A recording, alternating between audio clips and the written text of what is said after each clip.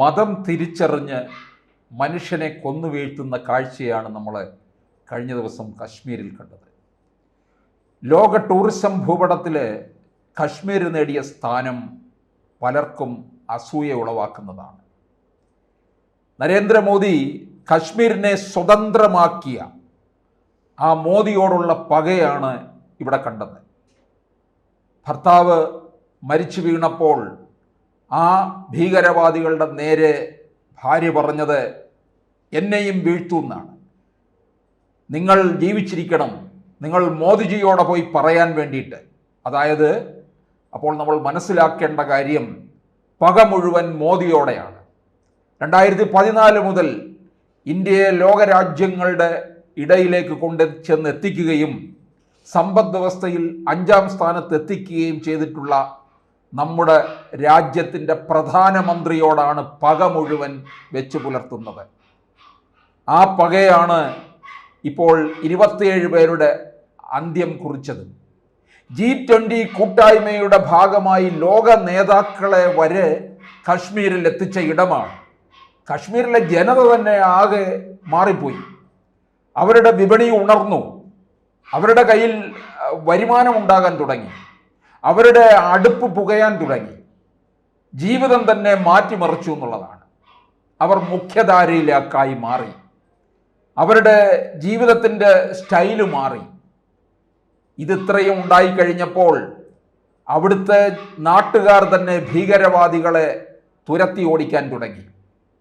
ഒരിടവേളയ്ക്ക് ശേഷമാണ് ഇത്തരത്തിലുള്ള സംഭവങ്ങൾ ഉണ്ടാകുന്നത്. അങ്ങനെ സ്വതന്ത്രമായി കാശ്മീർ നിൽക്കുന്നു. ഇന്ത്യയുടെ ഭാഗമായിട്ട് തന്നെ നിൽക്കുമ്പോഴാണ് ഭീകരവാദികൾ വീണ്ടും അഴിഞ്ഞാടാൻ ശ്രമിക്കുന്നത്. ഭീകരവാദികളുടെ പിടിയിൽ നിന്ന് കശ്മീരിനെ സ്വതന്ത്രമാക്കി കൊണ്ടുവന്നത് നരേന്ദ്രമോദി സർക്കാരിൻ്റെ കഠിനാധ്വാനം തന്നെയാണ്. 2014 അധികാരത്തിൽ വരുന്ന നാൾ മുതൽ തന്നെ അതിൻ്റെതായ നീക്കം കുറിച്ചു എന്നുള്ളതാണ്. അങ്ങനെ രാജ്യത്ത് ഈ ഭീകരവാദികളുടെ അക്രമത്തെ ചെറുത്ത് നിൽക്കാനുള്ള ഒരു ശക്തിയായിട്ട് ഇന്ത്യ മാറുകയാണ് ചെയ്തത്. അതുകൊണ്ട് തന്നെ ലോകത്ത് എവിടെ ഭീകരവാദികളുടെ പ്രശ്നങ്ങൾ ഉണ്ടായാൽ പോലും ഇന്ത്യയുടെ വാക്ക് കേൾക്കാനായിട്ട് മറ്റ് ലോകരാജ്യങ്ങൾ കാതോർത്തിരിക്കും. നരേന്ദ്രമോദിയുടെ വാക്കുകൾക്കായിട്ട് സമാധാനത്തിൻ്റെ നാടാക്കി മാറ്റുകയായിരുന്നു കശ്മീരിനെ. ആ കശ്മീരിലാണ് ഇപ്പോൾ വീണ്ടും മരണം വിതച്ചുകൊണ്ട് ഈ പലരെയും അവിടെ നിന്ന് ആട്ടിയകറ്റുന്നത്. ഇന്ത്യയുടെ വിവിധ സംസ്ഥാനങ്ങളിൽ നിന്ന് ടൂറിസ്റ്റുകൾ അങ്ങോട്ടേക്ക് ഒഴുകുകയാണ്. പ്രത്യേകിച്ച് കേരളത്തിൽ നിന്ന് തന്നെ ധാരാളം മലയാളികൾ കശ്മീരിലേക്ക് പോകുന്നു. ലോകത്തിൻ്റെ വിവിധ ഇടങ്ങളിൽ നിന്ന്, രാജ്യങ്ങളിൽ നിന്ന് കശ്മീരിലേക്ക് ജനത പ്രവഹിക്കുകയാണ് ചെയ്യുന്നത്. ഇത് ഈ തീവ്രവാദം കൈമുതലാക്കി നടക്കുന്നവർക്ക് അത് ആലോചിക്കാൻ സാധിക്കുന്നില്ല. അതുകൊണ്ട് തന്നെ അതിപ്രധാനമായിട്ടുള്ള സംഭവങ്ങൾ നടക്കുന്ന ആ വേളയിലാണ് ഇത്തരത്തിലുള്ള ഒരു വലിയ സംഭവം ഇവിടെ ഉണ്ടാക്കിയെടുത്തത്. നമ്മുടെ മുംബൈ ഭീകരാക്രമണത്തിൽ പ്രതിയായിട്ടുള്ള തഹാവൂർ റാണയെ ഇന്ത്യയിൽ എത്തിച്ചു. അങ്ങനെ ഇന്ത്യയിൽ എത്തിച്ചു കഴിഞ്ഞ് വിചാരണ ഇതിൽ നിൽക്കുകയാണ്. എന്തും നേരിടും എന്നുള്ള മട്ടിലാണ് നിൽക്കുന്നത്.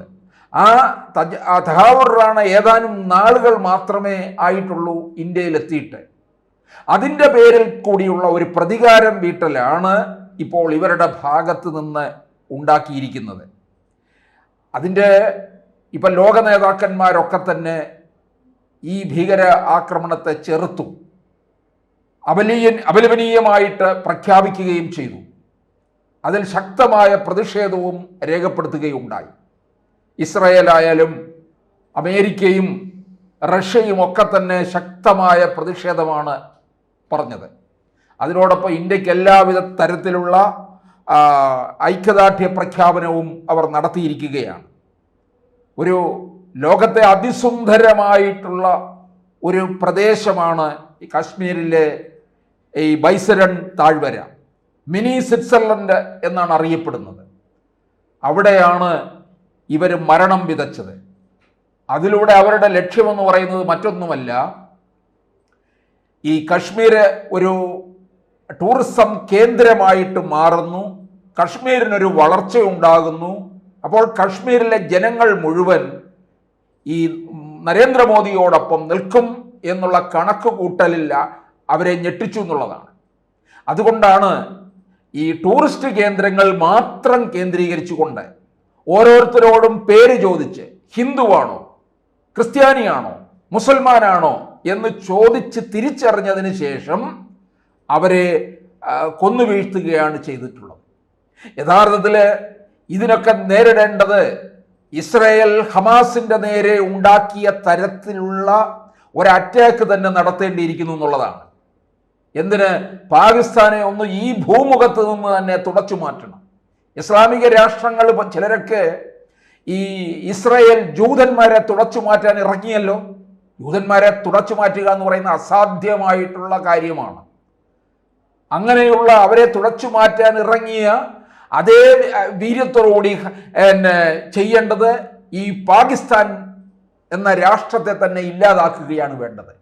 കാരണം ലോകം മുഴുവൻ മാറിയാലും പാകിസ്ഥാൻ്റെ ഈ സ്വഭാവം ഒരിക്കലും മാറാൻ പോകുന്നില്ല. അവർ തീവ്രവാദം ആയിട്ടുള്ള ഒരു ഹബ്ബുമാണ് അവരുടെ രാജ്യം. അവരുടെ രാജ്യത്തെ ജനതയുടെ വിദ്യാഭ്യാസമോ ആരോഗ്യമോ ഭക്ഷണകാര്യങ്ങളോ ഒന്നുമല്ല അവിടുത്തെ സർക്കാരും പട്ടാളവും നോക്കുന്നത്. അവർക്ക് എങ്ങനെ ആയുധങ്ങൾ ഉപയോഗിച്ചുകൊണ്ട് തീവ്രവാദം വളർത്തുക, ഇസ്ലാമിക രാഷ്ട്രങ്ങളെ ഒപ്പം കൂട്ടിക്കൊണ്ട് മറ്റ് രാജ്യങ്ങളെ അറ്റാക്ക് ചെയ്യുക, ഈ ലക്ഷ്യം മാത്രമേ ഉള്ളൂ എന്നുള്ളതാണ്. അതാണ് നമ്മളുടെ നേരെ ഇങ്ങനെ കയർത്തുകൊണ്ടും ഇടയ്ക്കിടയ്ക്ക് ഇത്തരത്തിലുള്ള ഭീകരാക്രമണം നടത്തിക്കൊണ്ടിരിക്കുന്നത്. ഇനിയിപ്പോൾ ട്രംപ് മുമ്പേ തന്നെ പാകിസ്ഥാനുമായിട്ട് ഒരു കാര്യത്തിലും ചേർച്ചയുള്ളതല്ല. പാകിസ്ഥാനുമായിട്ട് യാതൊരു ചർച്ചയിലും പുരോഗമനവും ഉണ്ടായിട്ടില്ല. അതുകൊണ്ട് ട്രംപും കൂടി ഇറങ്ങിക്കളിച്ചു കഴിഞ്ഞാൽ, ഇസ്രായേലും കൂടി രംഗത്ത് വന്നു കഴിഞ്ഞാൽ ഈ പാകിസ്ഥാനെ ഈ ഭൂമുഖത്ത് നിന്ന് തുടച്ചു മാറ്റണം. പാകിസ്ഥാനിലെ ജനതയിൽ ഒരു നല്ല പങ്ക് ഈ ഇന്ത്യയോടൊപ്പം ചേരണമെന്നും ഇന്ത്യ മഹാരാജ്യം നരേന്ദ്രമോദി ഏത് വിധത്തിൽ സംരക്ഷിക്കുന്നുവോ ആ സംരക്ഷണയോടുകൂടി ഞങ്ങളെയും സംരക്ഷിക്കണമെന്നാണ് അവിടുത്തെ ജനത വിളിച്ചു പറയുന്നത്. ഒരു സമയത്ത് വളരെ ശക്തമായ തരത്തിൽ ഭക്ഷ്യക്ഷാമവും വിലക്കയറ്റവും ഉണ്ടായപ്പോൾ അവിടുത്തെ പുതുതലമുറയിലെ അവർ ഫേസ്ബുക്ക് പോസ്റ്റ് തന്നെ ഇട്ടത് നരേന്ദ്രമോദിയെ വിളിച്ചുകൊണ്ടാണ്. മോദിജി ഞങ്ങളുടെ രാജ്യത്തെ രക്ഷപ്പെടുത്തൂ, ഞങ്ങളെ ജീവിക്കാൻ അനുവദിക്കൂ എന്ന് പറഞ്ഞുകൊണ്ടാണ്. അതാണ് അവിടുത്തെ നല്ലവരായ കുറച്ച് ജനതയുടെ ആഗ്രഹം. പക്ഷേ ഇത്തരത്തിലുള്ള ഈ കശ്മീരിനെ തീർത്തുകൊണ്ട് ലോകത്ത് മുഴുവൻ ഈ തീവ്രവാദ ആക്രമണത്തിൻ്റെ ഒരു ശ്രദ്ധ കൊണ്ടുവരുന്നതിന് വേണ്ടി തന്നെയാണ് ഇപ്പോൾ പാകിസ്ഥാൻ ഈ വളരെ പ്രധാനപ്പെട്ട ചില സംഭവങ്ങൾ ലോകത്ത് നിറഞ്ഞു നിൽക്കുമ്പോൾ ഈ വേള തന്നെ തിരഞ്ഞെടുത്തതും. എന്തായാലും ഇന്ത്യ ഇതിന് തക്കതായ മറുപടി കൊടുക്കാൻ ഇസ്രായേൽ കാട്ടുന്ന ഒരു ജാഗ്രതയുണ്ടല്ലോ, ആ ജാഗ്രത ഭാരതവും കാണിച്ചുകൊണ്ട് ഇസ്രായേലിനെ കൂട്ടുപിടിച്ചുകൊണ്ട് അമേരിക്കയും കൂട്ടുപിടിച്ചുകൊണ്ട് പാകിസ്ഥാനെ തൂത്തെറിയുകയാണ് വേണ്ടത്.